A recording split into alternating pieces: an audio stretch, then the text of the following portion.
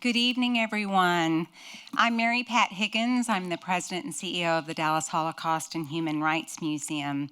Thank you so much for joining us for tonight's program in celebration of our special exhibition, Kindertransport, Rescuing Children on the Brink of War. I'd like to start by extending a special thank you to our exhibition sponsors.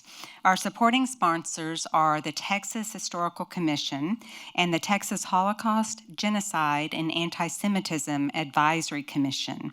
We are also grateful to our partner sponsors, American Airlines, Dallas Tourism Public Improvement District, Friends of the Texas Holocaust, Genocide, and Anti-Semitism Advisory Commission, and NFI Industries. And additional support has been provided by Larry Ginsberg. I'd also like to thank our exhibition community partners, many of whom were with us this evening. Ackerman Center for Holocaust Studies at UT Dallas, ADL Texoma, AJC Dallas, Big Brothers, Big Sisters Lone Star, Educational First Steps, Green Hill School, Hope Supply Company, Southwest Jewish Congress, Vocal Alcove, and the World Affairs Council of Dallas-Fort Worth. What an incredible group of sponsors and community partners. We couldn't do this work without your help, and we are very grateful. Everyone, please help me thank them.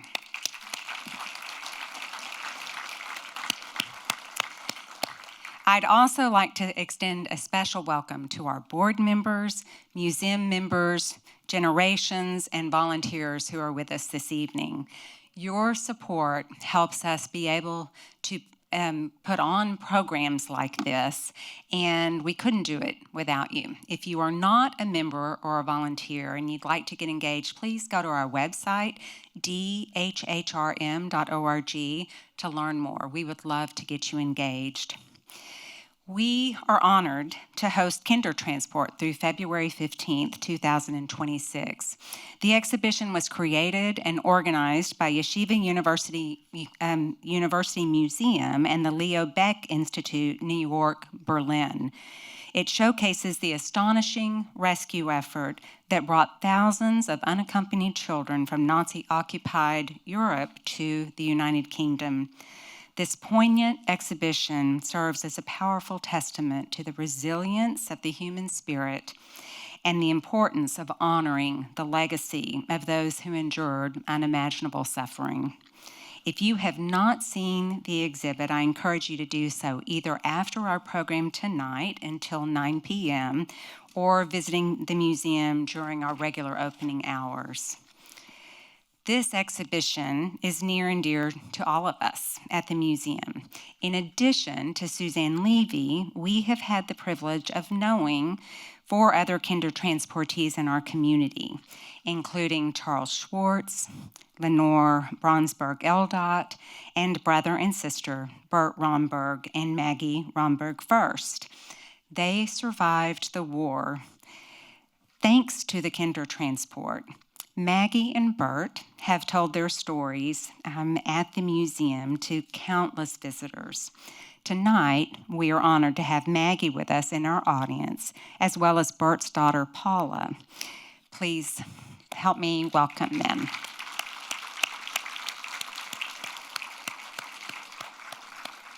Yeah, our dignitaries. We were devastated by Bert's recent passing and continue to keep you and your extended family in our thoughts and prayers. May his memory be for a blessing. I am now pleased to invite Valentina Casas-Sayek to the stage to give brief remarks on behalf of the museum's junior board. Valentina is a student at Green Hill, which is a community partner tonight. Valentina?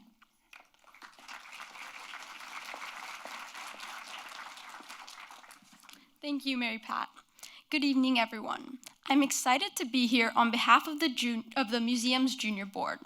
I'm a senior at Green Hill School, and this is my first year on the board, which is comprised of North Texas high school students who seek to enhance their knowledge, build leadership skills, and personal and professional networks, and participate in legacy projects that further the museum's mission.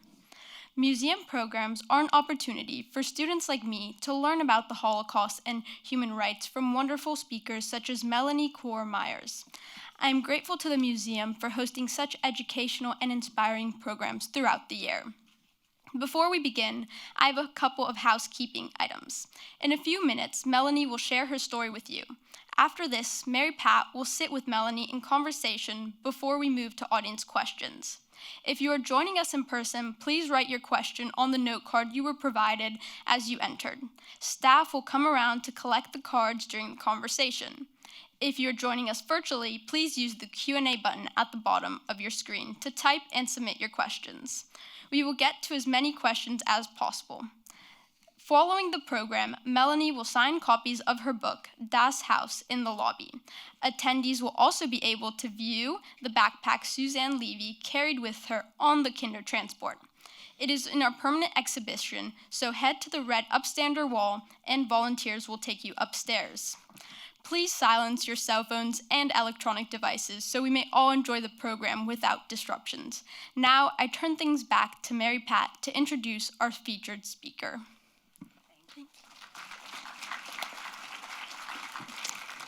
You're hired, Valentina. Thank you. I love that you took care of all of the housekeeping for me. And I wanted to welcome Valentina's grandparents who are with us this evening. Thanks for being here. Melanie Kuhr Myers serves the North Texas community through numerous associations and board positions, including as co-chair of the Board Alumni Council for the Dallas Holocaust and Human Rights Museum. She was a longtime member of the board of the museum and has volunteered in every possible way.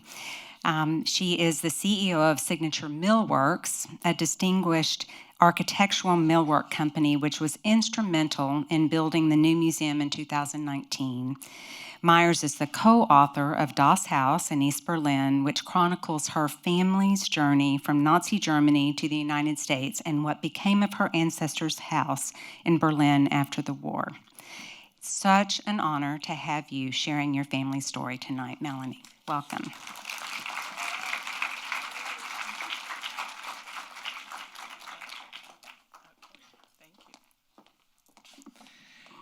Hello and welcome. I'm so honored to have all of you here to hear the story of my mother's journey from Nazi Germany to the United States, and we're all just thrilled to have you here.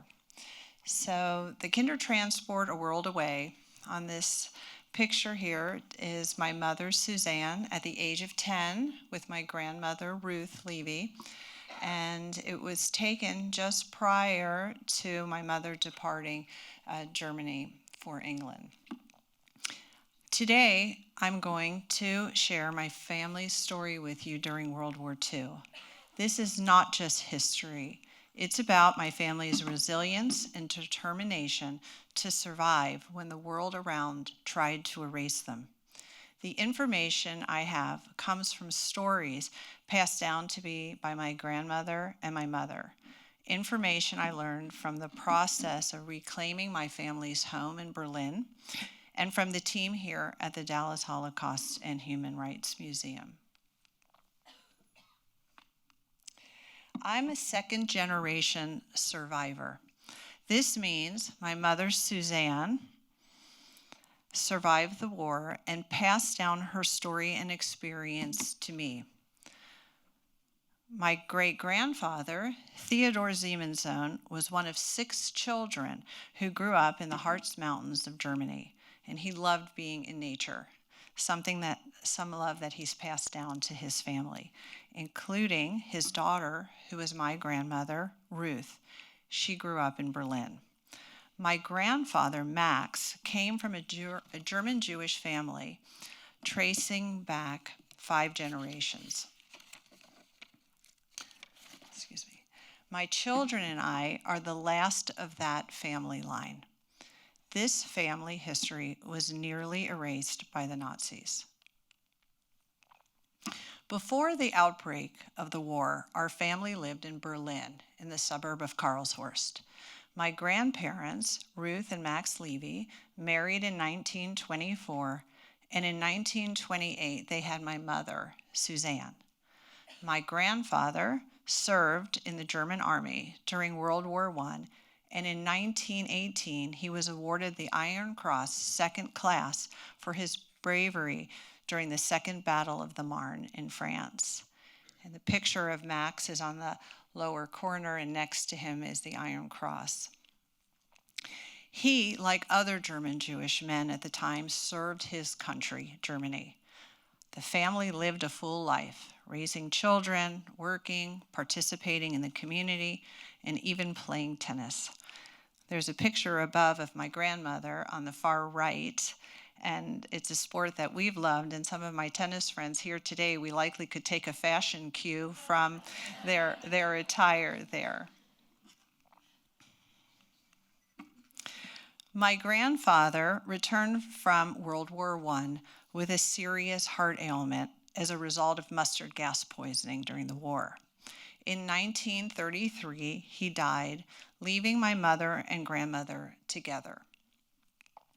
After my grandfather's death, my grandmother's father, Theodor Siemenssohn, wanted to provide both personal and financial security for their family.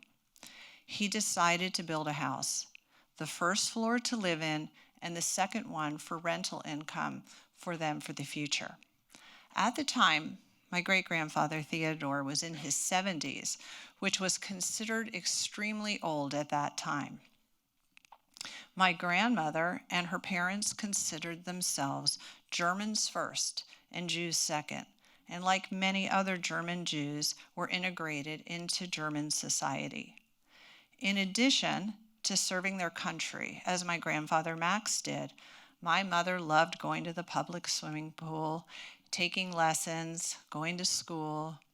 The family also enjoyed attending the Christmas markets with their German friends and neighbors. My grandmother loved the Christmas markets, and even until her death, always put up a Weihnachtsbaum or a Christmas tree until the year that she died. On the far left is a picture of Das Haus, and posed in front is my grandmother Ruth and my mother Susanne. And there's also a picture right to the right of Ruth and baby Susanne, so that must have been about 1930. And pictures of my great-grandparents, Theodore and Helene, feeding tame squirrels in the parks in Berlin. They always had animals in the house, and my grandmother had great stories. She was a very accomplished equestrian and used to warm up some of the horses at the Berlin racetrack. And on the far right is my mom at the swimming pool, something that she enjoyed her whole life. While my mother's upbringing seemed idyllic, this did not last. Darkness arrived when Adolf Hitler became the Chancellor of Germany in 1933, and Nazism spread.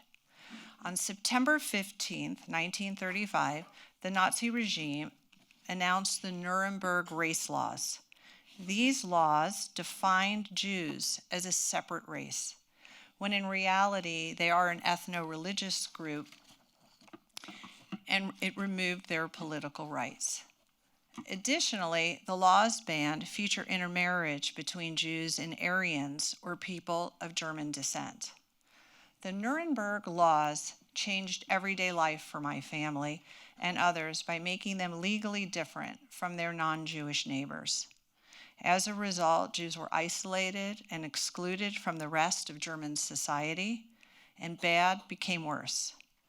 On the night of November 9th to November 10th in 1938, a wave of organized, violent, and anti-Jewish attacks swept through Germany. Jewish homes, businesses, and synagogues were vandalized and set on fire. This was Kristallnacht, or the Night of Broken Glass, so called for the shattered glass that littered the streets after the destruction. After Kristallnacht, my great-grandfather was forced to make payments to the Gestapo, the political police force of the Nazi state, so they would not burn down his house. And my mother was no longer able to attend school or go swimming. And as a result, the family decided it was time for my grandmother to leave Germany. One of the artifacts in the exhibit that I hope you'll see is a letter that my grandmother wrote literally the day after Kristallnacht to the United States in search of a visa. My grandmother's first choice was America, and members of our family had left for Cincinnati in the early 1930s. And my grandmother wrote her first letter to the Citizenship Council in Cincinnati in November 1939, describing the unsafe and unbearable living conditions in Germany and seeking asylum for herself and my mother. At the time, the U.S. was reluctant to accept Jewish immigrants, and even though my grandmother's American cousins, the Brockages, who had immigrated before and guaranteed that they would support both Ruth and my mother, they were denied entry visas. Having failed to obtain entry visas to the U.S., my grandmother placed a small ad in a British newspaper looking for domestic work. This was the only way to immigrate at the time, on a domestic aliens visa. It was brutal. Despite being a skilled, intelligent graduate who spoke 3 languages and previously had performed on the stage, trained racehorses, the restrictions on refugees at this time only allowed my grandmother to take domestic work in England. On the left is the letter that my grandmother wrote to the Citizenship Council seeking visas to the United States. And above the picture of my mother and grandmother is the ad that she placed in an English newspaper seeking work. And below, again, is a picture of my mother, Susanne, and Ruth, just days before my grandmother left for Germany. My family was about to be saved by one of the greatest rescue operations in history. In February 1939, my grandmother was offered a position as a housekeeper at the Park Farm, a large dairy farm in Tewkesbury, England, that had been run by the same family for over 500 years. And in 1939, Ruth began taking care of the main house at the farm along with the 5 boys of the family, the Troughton family. She was not allowed by the Third Reich to take her daughter with her, and Susanne had to stay behind with her grandparents in Berlin, Theodore and Helene. Soon after Kristallnacht, the British government agreed to allow entry of an unspecified number of unaccompanied Jewish and other threatened children. Private citizens or organizations had to guarantee payment for each child's care, education, and eventual immigration from Britain. And in return, the British government agreed to allow the children to enter the country on temporary travel visas.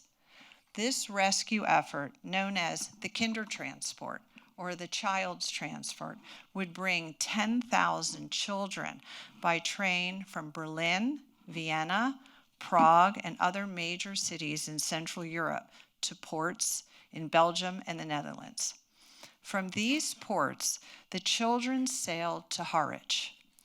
Of the Jewish children who remained in Nazi-controlled Europe, 1.5 million were murdered.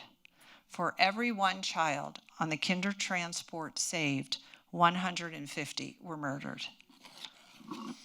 On April 21st, 1939, my grandmother was notified that my mother was on the wait list for the Kindertransport to Berlin.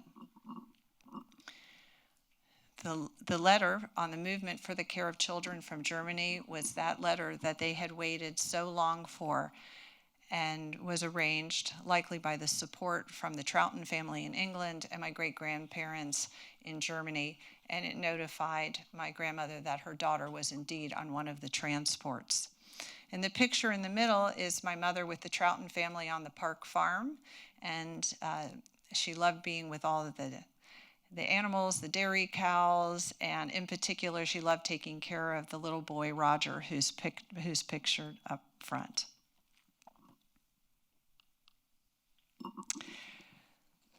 My mother and grandmother were finally reunited in Southampton in June of 1939 when the Kindertransport arrived. When my mother left Germany, she brought only a backpack and a trunk with her. The Siemenszones, my great-grandparents, had packed the trunk full of clothes and valuables, including silver pieces, jewelry, rolled art. My mother was instructed to keep the trunk locked. And fortunately, the trunk made its way to England because for many years, these pieces were sold off to help my mother and grandmother survive. On the ship to England, my mother was the most unsupervised she'd ever been. She's 10 years old at the time.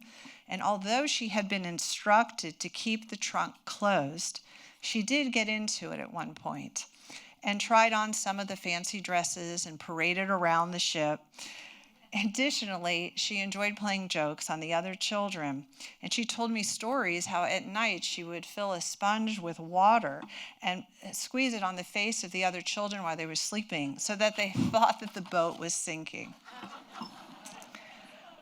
This predilection for pranks may have come from my grandmother, Ruth, who, standing at 5'2", always got a stepladder out at parties to give my grandfather Max, who stood at 6'4", a kiss. My mother was more fortunate than many of the others among the 10,000 because they had to leave their parents behind in Germany. And while many children were placed in loving homes, the older children were often difficult to place. My mother did not get to live with my grandmother on the farm where she was working, and during the week, my mother lived with a nurse in Cheltenham, and on the weekends, she was allowed to visit the Park Farm in Tewkesbury. My mother attended the Naughton Park School in Cheltenham, just 5 miles away from the dairy farm where Ruth lived. And while life was far from perfect, they were alive and together in the same country after having been separated for 9 months. They lived for news that my great-grandparents were safe. And at first there were letters and parcels, and then there was nothing. Here in June of 1939, where you see Susanne as she's arriving in England, the picture on the left is my mother, Susanne. Actually, everyone called her Susie, and my grandmother always called her Zahnchen, because in German, the Shin is always a loving term on the back, like Liebchen, Zahnchen. So she's standing in front of the house that her grandfather built at 55 Neuweiderstrasse just days before leaving on the transport. In the center is the backpack that she carried, which is in the permanent exhibit here at the museum. I hope you'll take a chance to go see it after the presentation. And above on the right is my mother's alien registration card indicating her arrival in England on the Kindertransport. For a year, my mother and grandmother settled into their lives in England, but soon there was fear and disruption when England decided to intern many German aliens. My grandmother was arrested at the farm and taken to Cheltenham, where she gathered my mother from school. They were sent to the Russian women's internment camp at Port St. Mary, a former resort hotel on the Isle of Man, from June of 1940 to February of 1941. An internment camp is a place where individuals or groups are held, often without due process, during a time of war or conflict, or due to perceived threats to national security. These camps are distinct from prisons as they're often used to detain people based on their ethnicity, nationality, or political beliefs, rather than for criminal charges. In this case, it was mother and grandmother's German nationality. Russian had a population of over 4,000 women.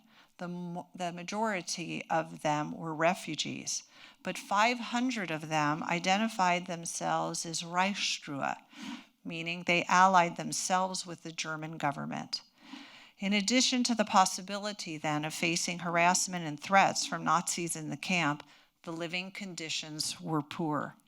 So after all they did to try to escape Nazi Germany, they ended up being interned with them, the Isle of Man. Sweet potatoes were a staple of their diet.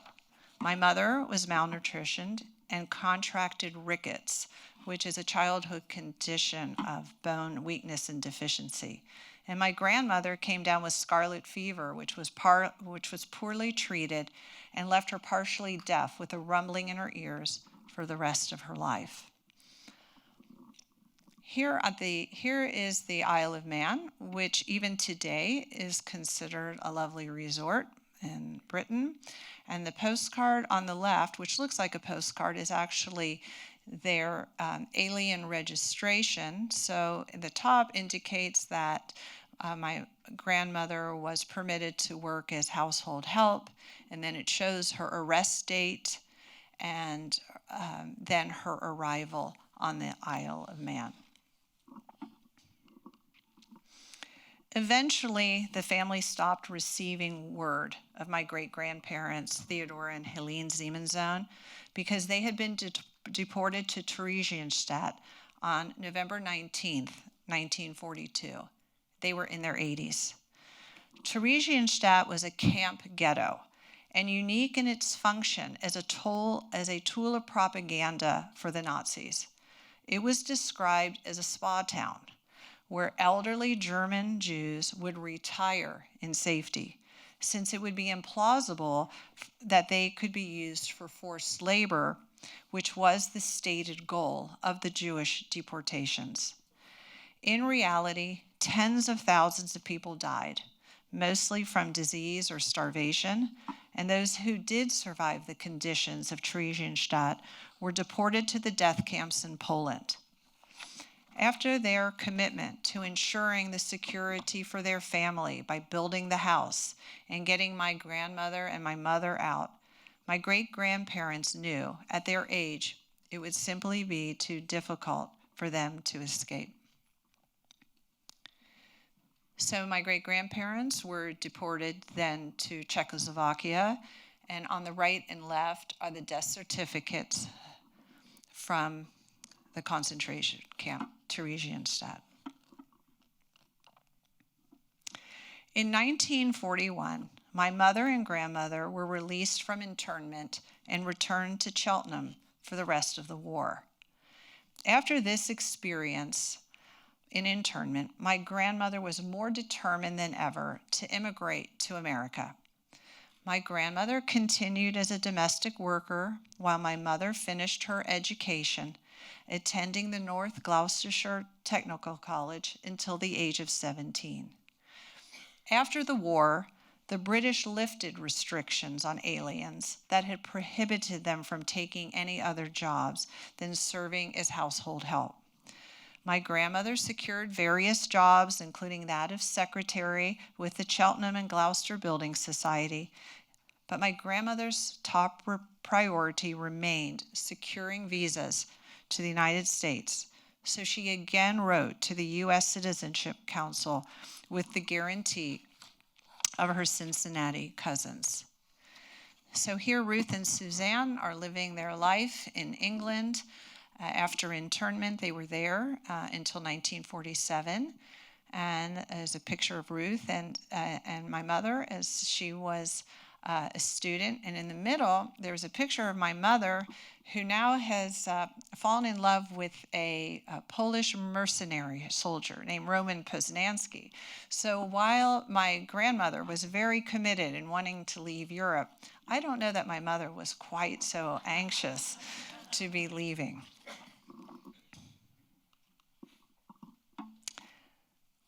On July 1st, 1947, they left England via Southampton and sailed to New York on the USS Marine Jumper. They settled in Cincinnati, Ohio, and my grandmother, now 50, found a secretarial position with the United Methodist Church, and she worked there until her retirement. And my mother, now 19, found a job with Hebrew Union College in Cincinnati. She eventually applied for a position with a large corporation in Cincinnati. Imagine my mother's dismay when the manager at the company said she would have the job after a vote to see if anyone objected to working with a Jewish woman. Fortunately, they didn't mind, so Mother got the job. My mother and grandmother found a third-story apartment on Mitchell Avenue in Cincinnati and began to rebuild their lives. So in July of 1947, there's their birthing card to be on board the USS Marine Jumper. And the pictures on the top left are my mother at 19 and my grandmother, both shown on deck for their journey to America. And here is after their arrival. My mother was working now. She had bought herself a car. They enjoyed times at Coney Island. And both of them were really music aficionados, and they used to love to go to the Cincinnati Opera. My mother oftentimes was an extra on the opera, and eventually became the president of the Roberta Peters Fan Club, a very well-known opera singer in Cincinnati. My mother met my father, Alvin Kuhr, on one of his construction sites while she and my grandmother were looking at new apartments. My grandmother was not so keen on my father because he was much older than my mother, by 18 years. He was previously married, widowed, and already a grandfather. So my mother, who was 33 at the time, became an instant grandmother, and upon my birth, I became an instant aunt. But they married in 1961, and they had me. He built our family as well, a house big enough to accommodate my grandmother as well. So I was so fortunate to grow up with both my family and my grandmother in the house. My early years could not have been more different than my mother's. I was safe and surrounded by a loving community. I had lots of family who lived nearby, and we all enjoyed many, many happy memories, especially at that swimming pool that you see pictured there. For the first time since the age of 5, my mother had a home full of love, safety, and joy. My mother was diagnosed with bone cancer in 1989, and she died in 1994 at the age of 65. My grandmother died on March 25th, 1994, at the age of 97, 12 weeks before her daughter. They had never been apart except for the 9 months leading up to the Kindertransport. The memory and legacy of my great-grandparents lives on today, of course, in the form of my family, and in the form of Stoppelstein, or stumbling stones, which you see here in the center, the gold stones with the red roses. These brass plaques are placed in sidewalks all around Europe to commemorate victims of the Holocaust that were placed in front of their last residence, and in this case, in front of Das Haus, which was the house my great-grandfather built. And of course, the legacy lives on through me and my children. My family story is one of survival, resilience, sacrifice, bravery, and love. The Nazis sought to erase us, and I stand here today as proof that they failed. Here today is a recent picture of Das Haus. I had an opportunity to go visit it about 10 years ago. And on the far right are the picture of my 3 children, Alice and Andrew and Alexander. And fortunately, my 2 eldest are here today. Happy to see them here.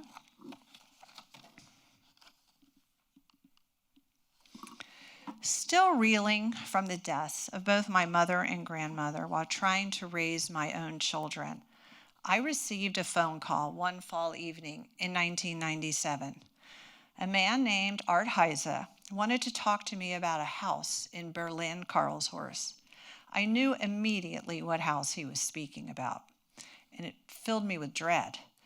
Art's father had been a Nazi, and my grandparents were forced to sell their home to him. However, they received none of the proceeds and were subsequently deported. Art and his family lived in the house for a short period of time. And once I got to know Art, I learned that as a 6-year-old boy in Berlin in the final months of the war, Art and his family were trying to survive the invasion of Russian forces in my family's former home. He shared with me the story of his family leaving Berlin and being sponsored by relatives in the US. And through Art's process of researching how to reclaim the house that he felt was his in 1990, after the reunification of Germany, he learned that my grandmother, Ruth, had already started the process prior to her death. Art, who was told the success to reclaim the house rested in building an alliance with the heir of the former Jewish owners, and therefore he called me to arrange a meeting. This call would kick off a 3-year battle for restitution for 2 families. Art had already been working on this for 7 years prior to him contacting me.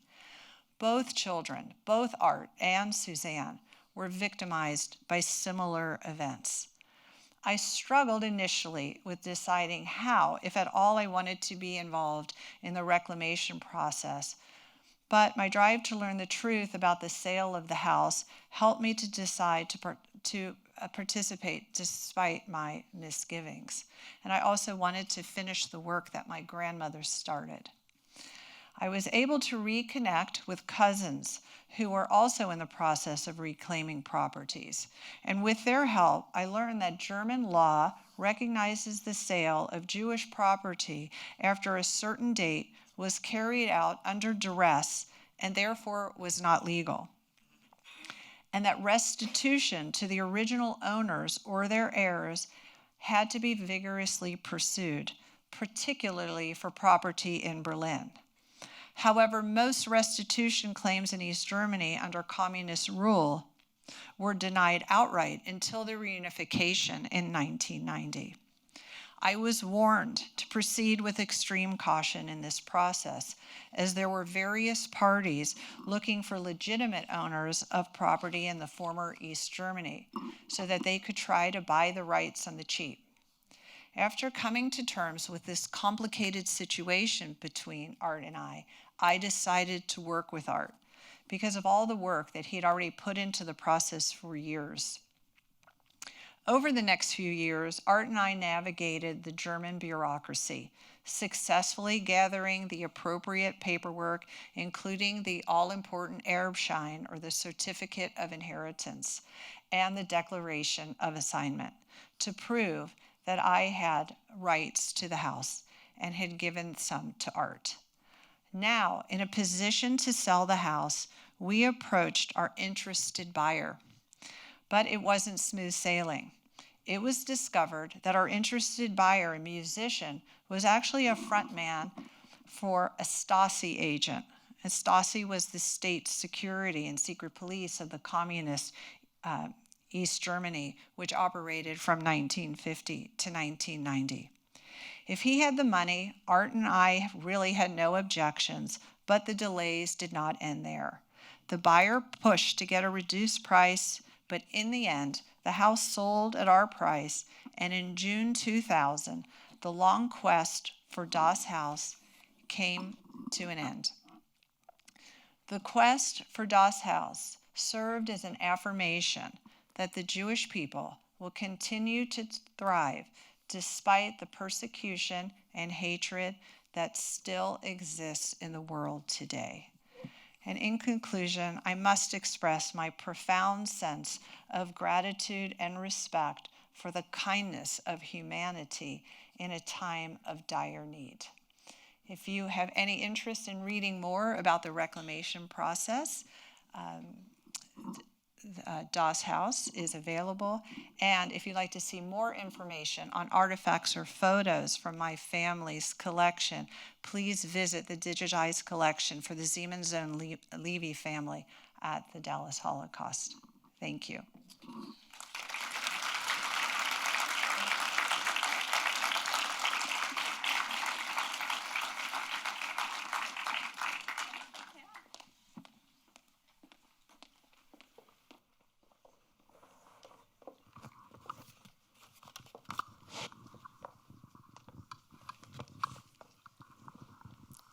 this on? Yes, it is. I think we're on. Thank you, Melanie. Thank you, Mary Pat. It's so wonderful to hear and you sharing this story. Thank you. And I have to express so much gratitude to you and the museum Dream Team for all that you do to keep the history alive here. So thank you very much. Well, thank you. We have an incredible team. Yes, and you do. They have loved working with you on this. Thank you. Likewise. I thought before we take questions from the audience, we'll give you time to be writing some of your questions on cards, but that I would take the opportunity to ask you a few questions. And I wanted to start, I know you never got to meet your great-grandparents. They sounded amazing, the Simonsons. Yes.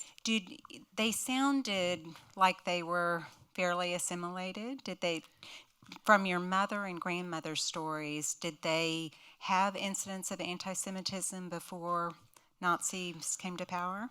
Not until what they would refer to as the dark time. So when the family spoke about Germany, they always spoke about Germany with a lot of love and affection before the Nazi regime came. And they were very assimilated into German society. The family, some of the family was from the Harz Mountains, and they had a paint factory, and it was in the Dresden area. And after my great-grandparents married, my great-grandfather went to work for the family paint company as their representative in Berlin. So they lived and worked in Berlin. And as I mentioned, my grandmother performed on the Berlin stage. She was well educated, and my mother was in the community, and of course my grandfather served in the army. So until that time, very much a part of their community. Have you spent any time trying to trace other family members that weren't in Berlin but that were in the Harz Mountains, and what happened to them? Well, a great deal of the family perished. But over the years, through the work of the Red Cross, my grandmother had the opportunity to be reconnected with family over years. Some family she didn't even find until the 1960s. So she was reunited with cousins in Rio de Janeiro who had made their way from Germany to Rio. Oh, wonderful. She had found cousins who were in Berlin. And the interesting part of the story is even 80 years later, I recently connected with the family who sponsored mother and grandmother over the Brockages from Cincinnati. So their great-granddaughter. So the connections continue to unfold even 80 years past. Amazing. And you shared with the staff when you were presenting to us, didn't they give you or your mother a painting? So the painting that my mother has, that I now have, is mother went back to England. And the first time was not long after she'd married my father, and then actually brought me back in 1971, and I got to go to the Park Farm and to meet the Troutons. But when mother went back in the early 1960s, she was given a key to the city, to Cheltenham, and Mrs. Trouton, who she worked with on the farm, had painted a picture of the dairy farm with the river and gifted it to my mother. And we still really cherish that picture. That's amazing. Yes. She was very fortunate. Yes, she was. Not all of the children in the Kindertransport were as fortunate at finding families that were kind to them. Yes. And you just have to think of the unbearable choices that parents had to make to put their children on these trains in hopes to be able to save their lives. Well, the bravery of your grandmother leaving her daughter in hopes that then she could save her is hard to imagine. And I think that because she was a widow herself and had a 10-year-old daughter and was caring as well for her now elderly parents. And the Nazis would not allow her to travel out of the country with her daughter. So for her to leave her Susie behind was a very, very obviously, I can't imagine that decision, but knew that that was likely the only chance they had. Right. There are a couple of panels in the exhibition, if you haven't been yet, that talk about the difficult decisions that parents had to make. And and how parents that didn't get to go, like your grandmother with them, had to send their children away, Right. knowing they might not ever see them again. It's hard to Yes. imagine doing that Yes. as a parent, right? Exactly. Yes. You ended talking about Das Haus, which I think was, I mean, it was such a restorative, it was so wonderful for you to work on that after you had lost both your mother and your Yes. grandmother. What did you learn about yourself, or did it make you feel more connected to your family in a way going through that process? Well, I actually learned an extensive amount more about my family during the process, and then actually being able to work with the museum, because it was not unlike survivors not to discuss these times in their life, because they wanted to concentrate on the positive times in their life. They didn't want to scare their children on these things. So the process of reclaiming the house, I felt as though I was finishing my grandmother's work that she had started. And I felt strongly that I gave a voice to my great grandparents and my grandmother and my mother, and voices for so many whose voices were silenced, and learned an enormous amount about my family and the kinds of sacrifices that they had made.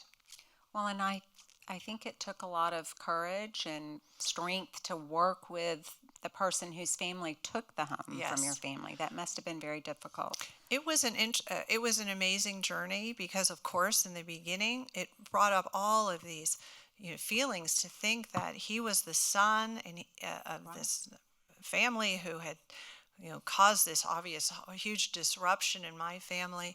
And as I got to know Art, in many ways, he was a victim of the same awful circumstances as my mother. And I often felt like we can't continue the sins of our fathers, and that Art presented himself as a very honorable person.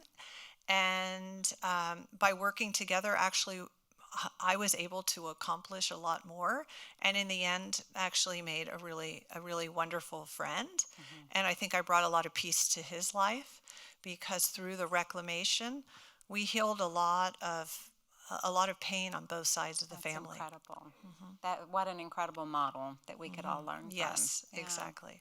Yeah, it shows how loving you are and Well, empathetic. Thank you. So I loved the picture of your mother on the car, and you talked about them going to Coney Island. Yes. What was it like? What are some of the stories they shared with you about coming to the United States? Was it, like what they had seen in the movies and dreamed of? Yeah. Well, I think in the beginning it was challenging, because Sure. this is now another disruption Right. that they had to pack up their lives. And as I mentioned, I don't think my mother was so keen on going, but they weren't going to be apart. And I think that especially my mother, because she was 19, very much embraced American life and loved it. And she often talked about in the war about how much they love the American soldiers, and that the one thing that they used to always say is any gum chum, and that the soldiers would always give them chewing gum, which was something that they didn't have. And she spent a lot of time in her youth knitting socks for American soldiers. So I think she had quite an expectation of what the United States was like. My grandmother as well, I think, was just happy to be here.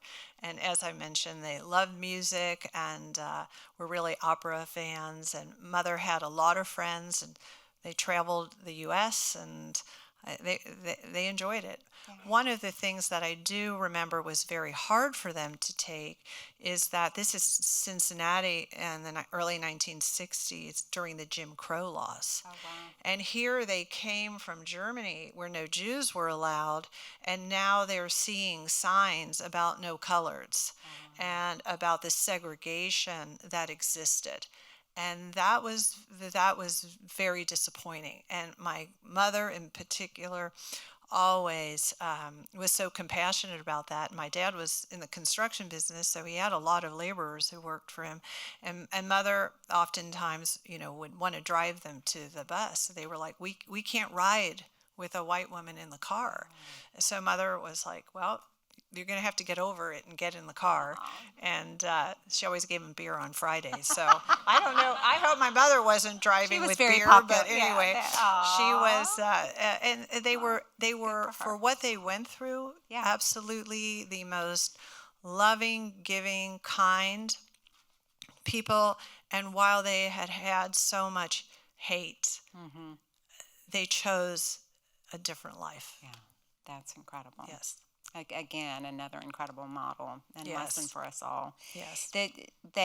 Your mother and grandmother had this unbreakable bond. Yes. And it's so sad that they Yes. died 12 weeks Yes. apart. Yes. Talk about a little bit about their relationship and I know your grandmother lived with you, Yes. right? So she was really like my playmate too, because she was really funny and dramatic. And my dear husband John always wonders where the drama comes in our family. But I think it's because my grandmother, Acting, yes, right? yeah, performed on the Berlin stage. But we always had a really lively, fun time. Yeah.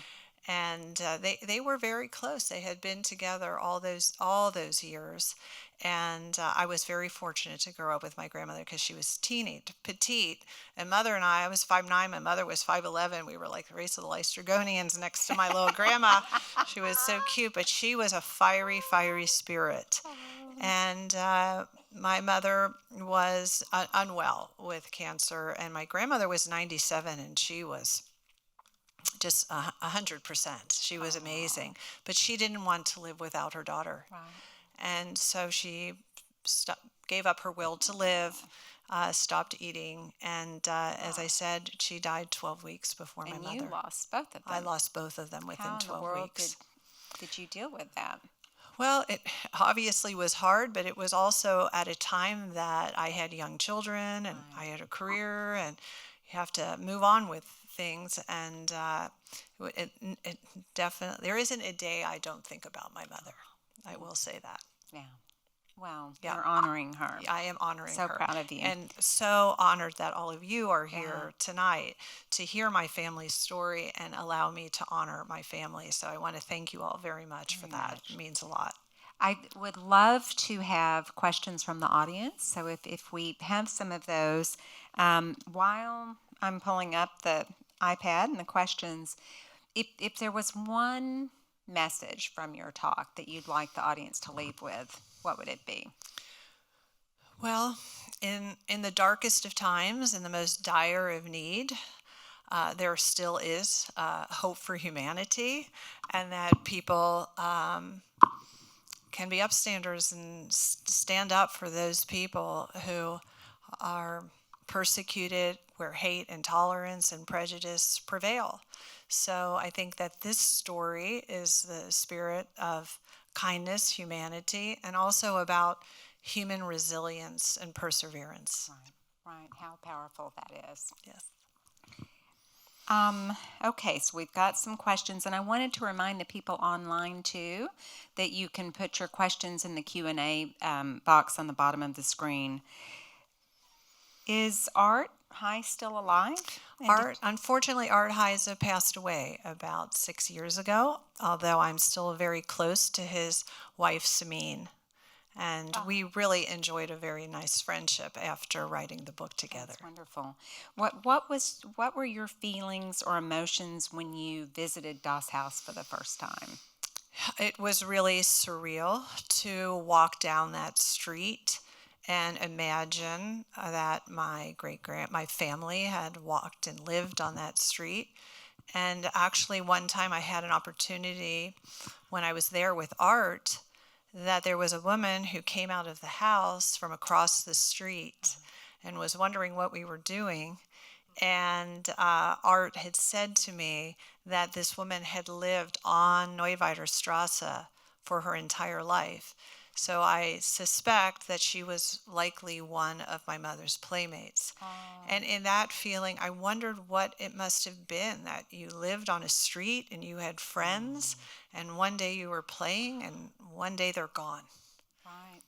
Right. And did your family do anything to try to help them? That's what I wonder. Yeah. Yes.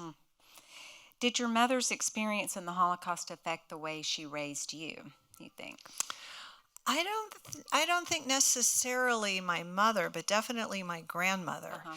So when I was growing up, my parents traveled a lot because they had the advantage of having a built-in babysitter, I Yeah. guess, which was to my pleasure, really, because my grandmother was awesome.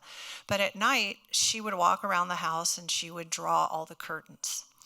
And when my parents were gone, she had a deadbolt installed on my bedroom, and she and I would sleep in my bedroom.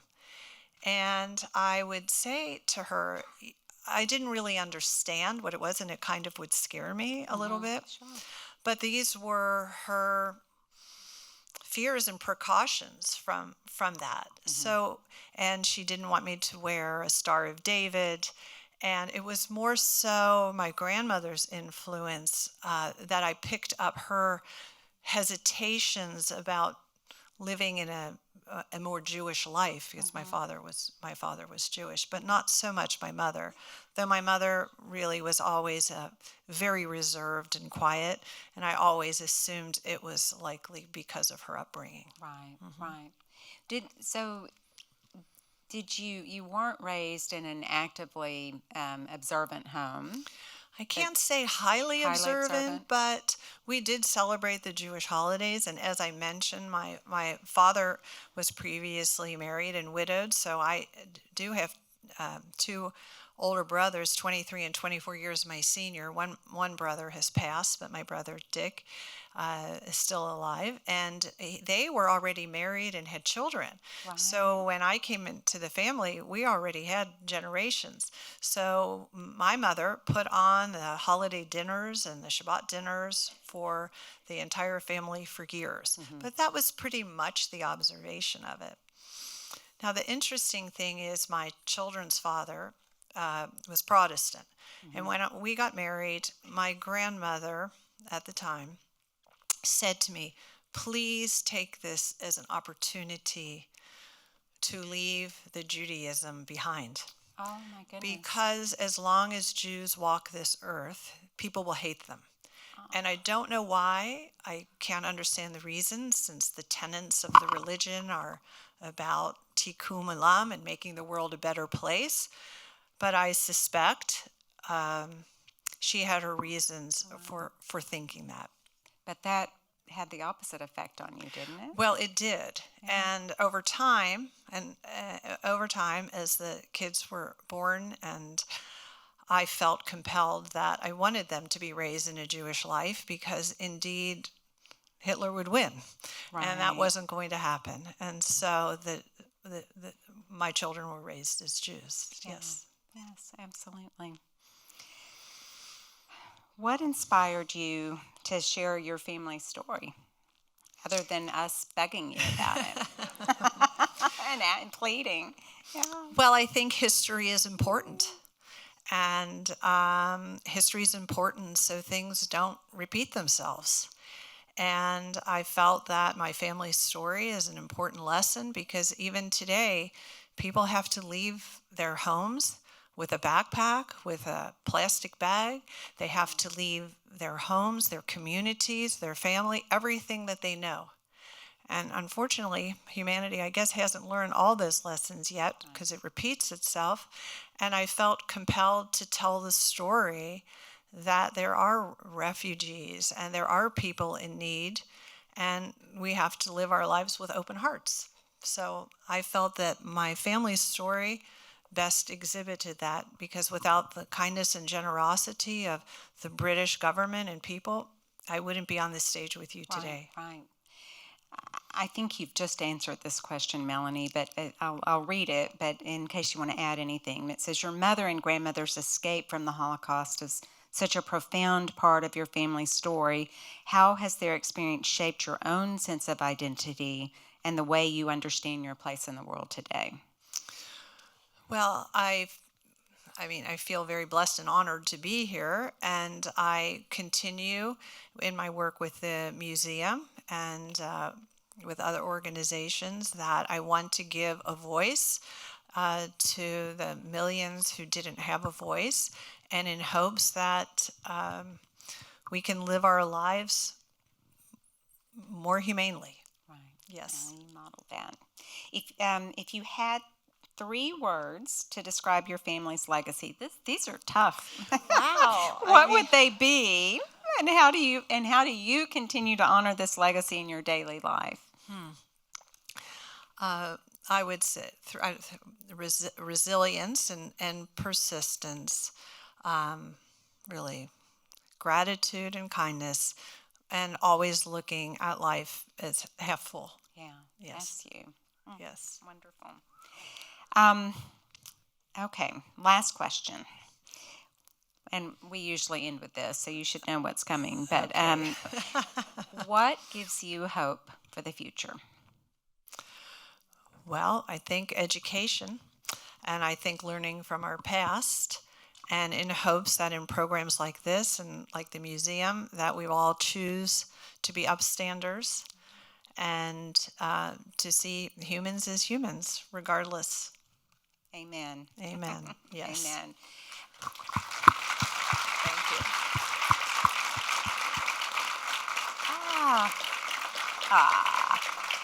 So, good job. Thank you. Oh my. Thank you. Thank you. Thank you. Thank you. I'm really honored. Thank you. I know. Wow. They're not even my children, and I'm crying. Thank you. Thank Thank you you all. so much. Thank you so much, Melanie. It's been I wonderful know. Thank you. to talk with you and for you to share this history. And I look Thank you. forward to you doing this with school groups and all over town. We're going to put you on the circuit. So- Melanie will be signing Doss House, so if you'll let me whisk her away to the lobby, you can come visit her there. And thank you all for being with us tonight.